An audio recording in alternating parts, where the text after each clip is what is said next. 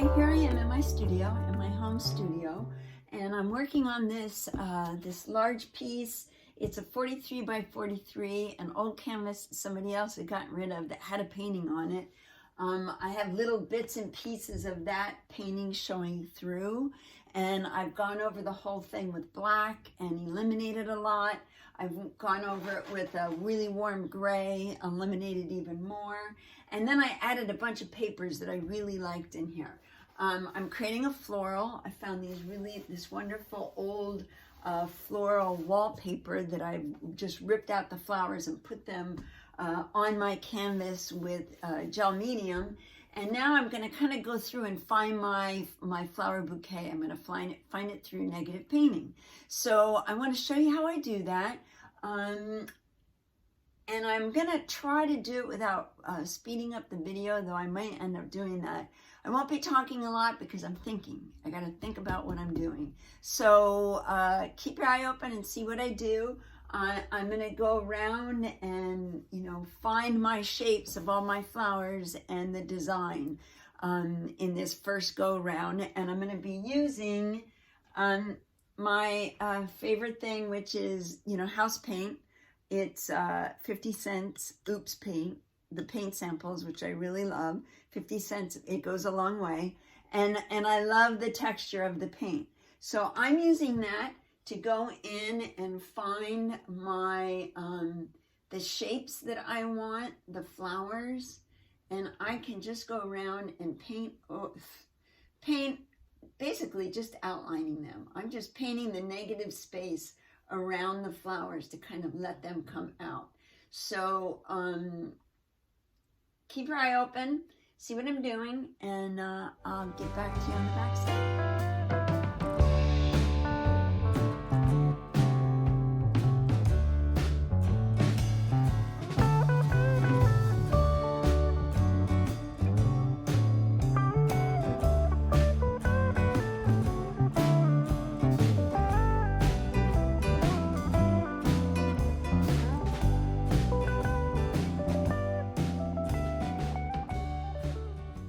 You can see here that I am just outlining, basically going through all the background, painting the background out from these flowers, and just kind of going around and finding the shape and keeping little things in, like I'm not sure I want that to go away. I might want this whole square to feel like it's a window that I'm looking out of, and this may be a bouquet of flowers that are on my windowsill. So let me shape that out a little bit more. I'm only painting around things I know. I definitely want to keep these flowers. I'm still not sure about all these little shapes, so I'm kind of painting around them. I can always take them out later on. And I have right here is going to be my vase. So I kind of am going to want that to stand out. And I will paint. This color is just basically a background color to get me started of where I want to go. And it's about the fourth coat of paint that I've put on, along with all the coats of paint that were already on this canvas when I started. So I'm feeling like I'm getting my shape in here.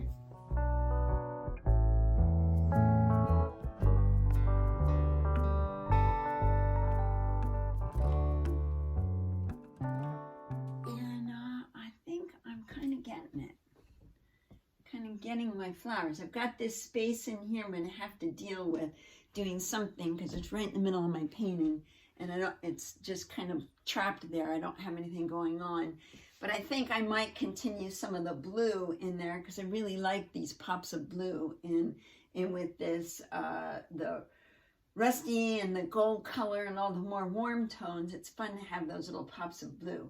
So let me keep working on this, and we'll see where it takes me next. I think I might want to start taking this lighter color and coming in on some of my outside areas because I don't want everything to look the same. So I'm just going to kind of bring that, let me grab a bigger brush.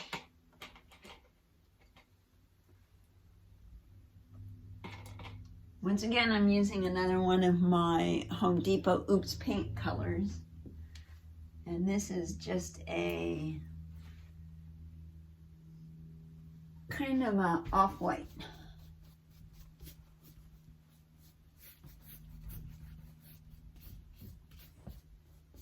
I think I still have some black in my paintbrush. And none of these layers are the absolute way it's going to end up, but it's a good way for me to be able to look and see, you know, what I want to make important and what I want to kind of knock back. And I want to keep some lightness going on, and this is going to give that to me and bring the attention more to the center area of my floral. So let me come in here, over here a little bit. Love that blue right there. And the more layers that you put on, the easier it is to go around things, because you love those layers, the colors from the previous layers showing up around your edges. That's what makes the painting really kind of interesting.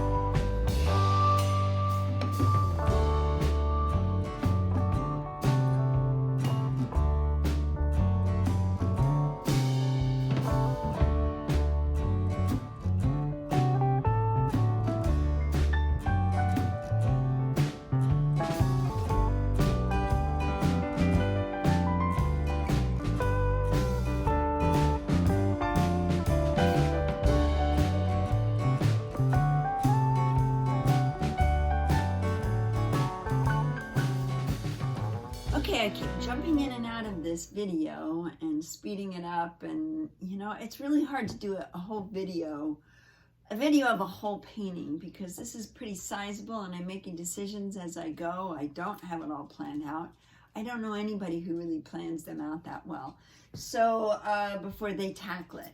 So I've done a couple things since the last little shots I was taking. I had this area in the center that really needed to be something in there. And I was struggling trying to find a couple of different things to put in there. And then I just went, put the flowers in, put more flowers in, and make it a little fuller right there in the center, which it should be. So I've kind of got the flowers where I want them. Now comes the hard part. I'm at one of those points where I've got to start eliminating some things, and everything on here, just about everything on here I like. So eliminating it's going to be kind of tough. But some of the hard choices that I'm going to have to make are made easier by, I need some negative space. And these two big chunks here, they really aren't doing anything for the painting. I like them on their own, but for the painting as a whole, they're not working. There's also a big chunk of blue here that I like. I think that guy has to go away. So if I just make him disappear, paint him out, and I can blend that in a little bit better. Already that makes that side look stronger. And I hate getting rid of these guys. I love the silver that's there. I love the black. I love the blue. These are colors that were on the painting, the original painting that I painted over. But they're going to have to go.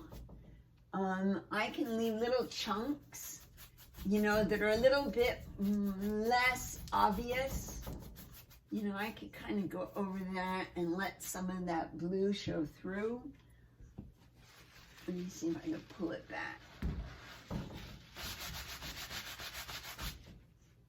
That's not quite as obtrusive as the big black chunks were. So I'm kind of liking that. Already I'm bringing the attention back into the center of the painting by losing a lot of the things on the edges that are getting your attention. Because your eye goes to the contrast, it goes to the dark areas. So these were two big dark areas that my eye went there before it went here. That's not really what I wanted. But now it's coming together a little bit more like what I like. I may have to also, let me see if I can adjust this so you can see the top. I have a dark edge going here. I have dark down here, so it kind of balances, but I don't really, I'm kind of feeling like this is going to be better if I get rid of that big black edge. Already that feels better to me. Same here. And I can bring that into this. I was kind of liking that there was the feeling of a window there, but I think that reads better with that gone, with that whole edge gone. And I'm going to keep these little dots along the edge, the little squares coming along the edge there. I like that. I'm going to pick up a lighter color, this white that I have, because I do like this corner up here a little bit whiter.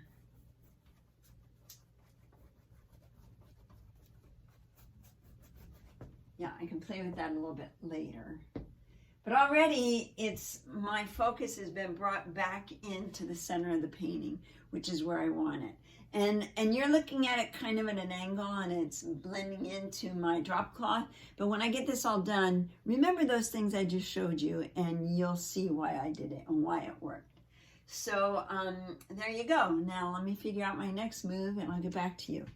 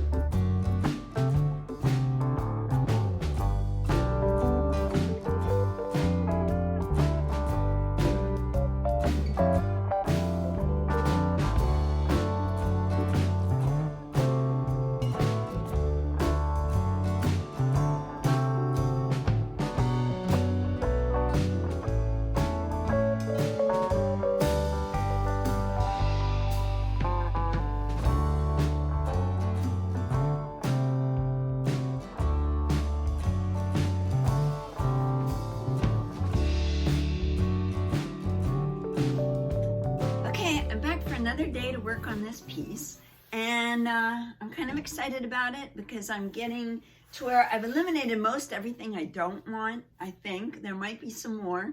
I'm going to add more in, but now it's getting fun because it's getting down to the details. And there's one part of this I want to work on right now that wasn't sure how I was going to address. If you can see, there's 3 fish here, and I'll show you a close-up of that. Wasn't sure how I was going to address those 3 fish and this the black paper that it was on. And let me show you what it looks like right now. I can give you a close-up on my iPad. And let's see. There you go. That's what it looks like right now. It was layers of jelly print papers with the printed fish on top that I had done some time ago. And I really liked it. So I added it onto this painting way back when it was much more abstract. But now that it's turning into a floral, I'm not really sure how I'm going to work that in. So rather than fool around with it on my painting and take the chance of screwing things up with paint, when I'm getting down to the details, I may not want to do that. So what I do is I go into UDoodle, and it's an app. You can download your photos, you can paint on them, you can text on them, you can add layers to them, and then put it back into your photos and take it out later on and still add more layers. It's a really great app, UDoodle. So in UDoodle, I was able to take those fish and eliminate the black around. Let me see if I can hold this up. The black around. I was able to go in and paint out those areas, define the fish, keep the word fish going there, and I was able to take a look at it and go, okay, now that I like a lot better. So I'm going to make that work. And it's a really great app for this. Comes in handy at times when you don't know what you're going to do and you kind of want to test something out without putting paint to canvas, and that's how I do it. So that's what I did. I'm going to work on this right now. I'm going to go in close up so you can see what I'm doing and get a better idea of it. So keep watching.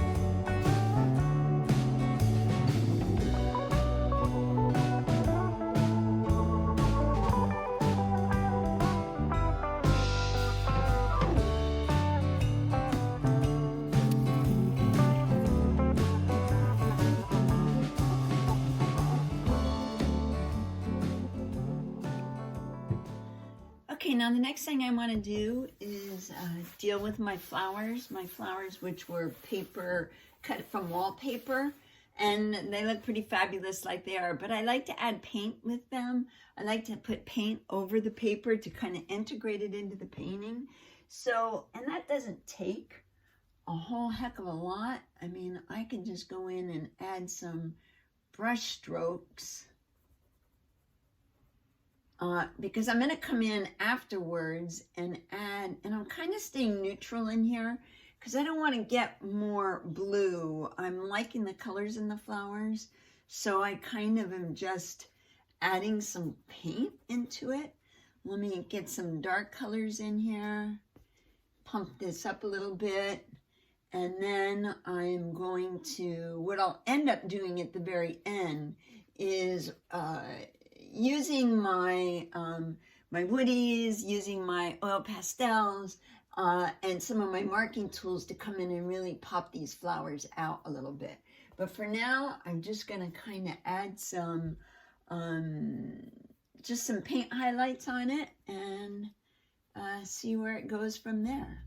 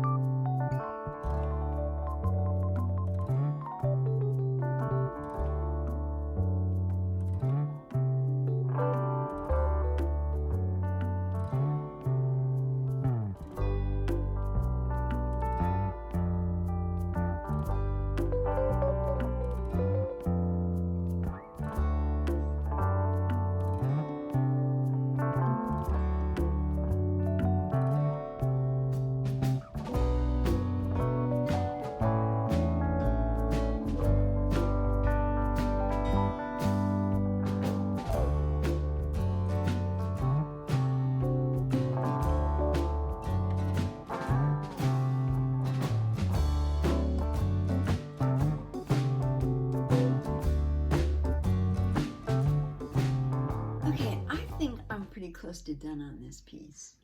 I'm definitely at a point where I'm going to do some mark making with my woodies, mostly my Stabilo pencil, my water-soluble Stabilo pencil, which I love and adore. And I'm going to work on it and finish up some things with this, and then I'm going to walk away for a couple of days and leave it and see if I need to do anything else to it. But right now I'm pretty happy with how it's turning out. So let me do a little bit of marking, a little bit of Stabilo pencil, and let's see where that takes us.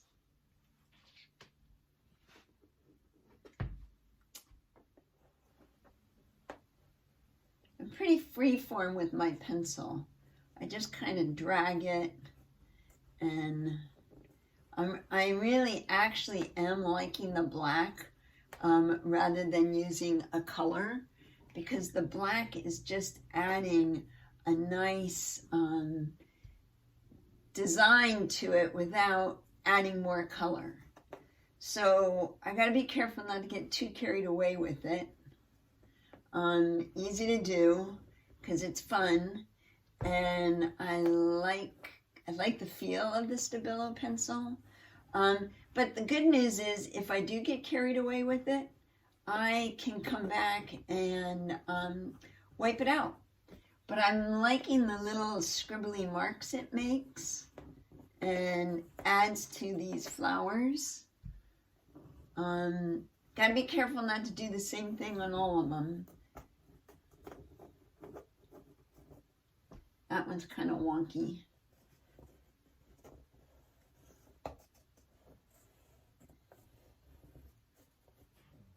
And the lead on the Stabilo is really soft. It's unlike a regular watercolor pencil. While this is water soluble, it wears down pretty fast. Over on this one flower that's kind of obscured out.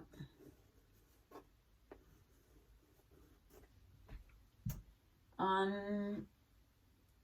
don't even know if these guys need much of anything. Let me just add a couple little marks in there, just so it looks like it's part of the painting.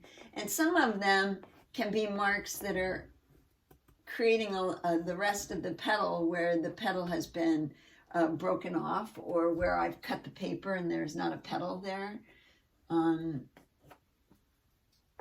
That's kind of a nice thing, a little scribbly.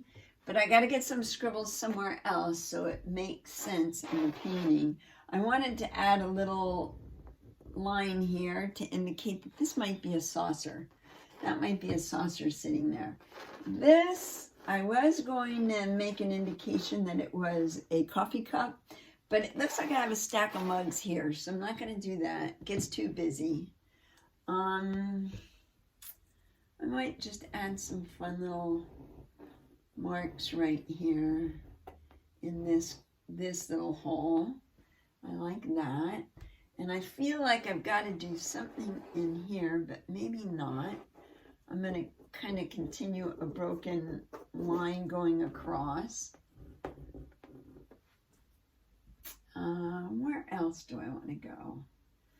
definitely want to outline my vase. Now, the great thing about this that I really love is I like taking my paintbrush, a wet paintbrush, and then coming back and knocking back some of those lines. Like, I don't know if I really need that. And the cool thing about it, let me see if I can find my little brush in here that I use with my woodies. It's the brush that comes with woodies. It's not a special brush, but I do like it because it's got a nice little point. So I can come back in and hit some of these areas, make them a little stronger, completely wipe them away in some spots.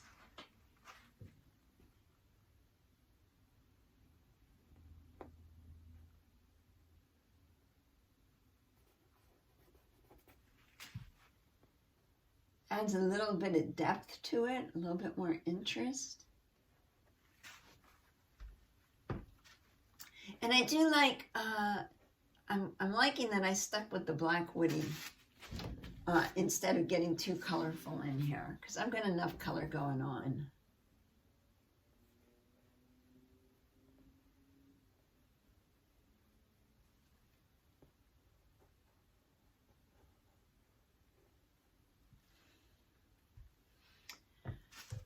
And as I work on this, I realize that probably some of these marks I'll completely take out because I don't want it to get so busy with the marks. But look how cool that is. You probably can't see that close. Let me see if I can pull you up closer. Okay. Stop shaking. There we go. It just adds such a nice watercolory, smudgy feeling in there. Actually, that one I think I want to go completely away, which is really nice too. I just get that wet and then erases right out. I didn't need that line, but I got enough of it in my brush that I can kind of drag it back down and repeat it or continue it.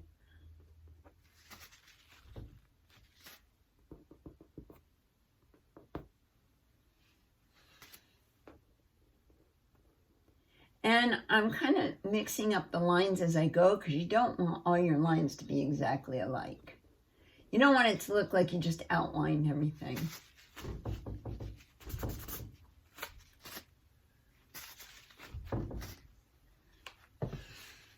Make sure you're always standing back. Stand back from your paintings as you're working. 80% of your painting is standing back and observing, not just being on top of it all the time. So I'm going to continue on with this, and I'll let you see it. Try to get a close-up when I get it all finished, when I get this part finished.